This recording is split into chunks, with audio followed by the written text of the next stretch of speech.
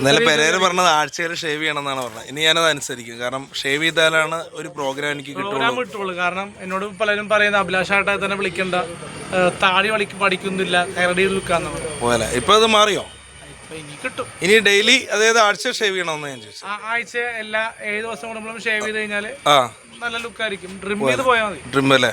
അപ്പൊ ഈ ലുക്കിൽ വന്നാൽ തന്റെ കൂടെ പരിപാടികളൊക്കെ ഉണ്ടാവും അല്ലേ? സിനിമയിലും എനിക്ക് അവസരം കിട്ടൂലേ?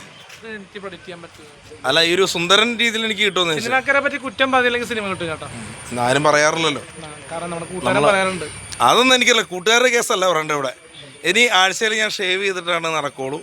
ഇനി അതുപോലെ തന്നെ നല്ല എക്സിക്യൂട്ടീവ് ലുക്കിൽ താടിയൊക്കെ വെട്ടി കൊടുത്തിട്ടുണ്ട്. 250 ചെലവായി. ഇതിന് ശേഷം നാരങ്ങളും ഉണ്ട്. ഇത് കഴിഞ്ഞിട്ട് കേട്ടോ, നാരങ്ങളും പപ്സും അല്ലേ?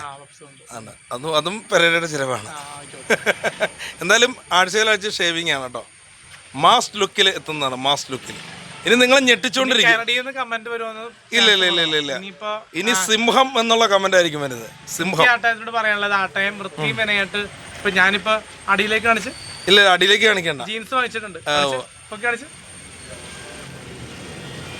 ജീൻസ് വാങ്ങിച്ചു കൊടുത്തിട്ടുണ്ട്. ജീൻസ് പിന്നെ ചെരുപ്പ് വാങ്ങിച്ചു കൊടുക്കും. അങ്ങോട്ട് പോകുമ്പോൾ എടുക്കും. 2 ദിവസം വാങ്ങിച്ചു കൊടുക്കും. ഓക്കെ, താങ്ക് യു കേട്ടോ പെരേര, താങ്ക് യു.